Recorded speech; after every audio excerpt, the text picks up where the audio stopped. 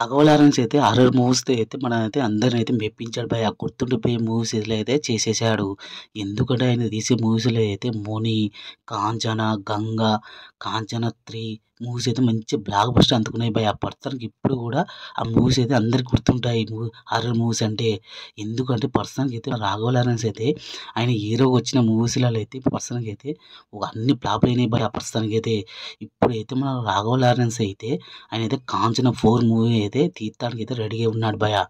ఆయనైతే 'కాంచన 4' మూవీలో అయితే ఇప్పుడైతే షూటింగ్ స్టార్ట్ చేయబోతున్నాడు. ప్రస్తుతానికైతే మన 'కాంచన 4'లో అయితే మన పూజ హెగ్దేని అయితే పెట్టేసాడని అప్పుడు ప్రస్తుతానికైతే వైరల్ అయినాయి.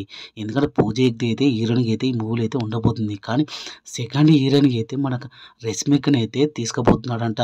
అది ఎలా రష్మిక అయితే దెయ్యంలాగా అయితే ఈ మూవీలో అయితే నటించబోతుందంట భయ్యా. ఎందుకంటే రష్మికని అయితే తీసుకోవడం అనేది ఊర్లో వైరల్ అవుతుంది నిన్నటి నుంచి అయితే.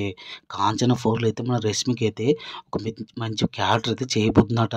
ఇంకెందుకంటే హారర్ మూవీ ఎలా ఉండబోతుందంటే చూడాలి. మన రాఘవ లారెన్స్ అయితే చాలా బాగా తీస్తాడు భయ్యా. ఎందుకంటే గుర్తుండిపోయే మూవీ అయితే ఉండబోతున్నట్టు తెలిసిపోతుంది. ఎందుకంటే మన 'కాంచన 4' అయితే మంచి హిట్ అయితే అందుకోబోతున్నాడు. ఎందుకంటే ఆయనకు హారర్ మూవీస్ అయితే కలిసొస్తది భయ్యా. ఎందుకంటే రాఘవ లారెన్స్‌కి అయితే హారర్ మూవీ తీయడం అంటే ఇంకా పక్కా బ్లాక్ బస్టర్ భయ్యా. ఎందుకంటే రష్మిక అయితే ఈ మూవీలో అయితే ఒక దెయ్యంగా అయితే చేయబోతుందంట, నటించబోతుందట ఈ మూవీలో అయితే.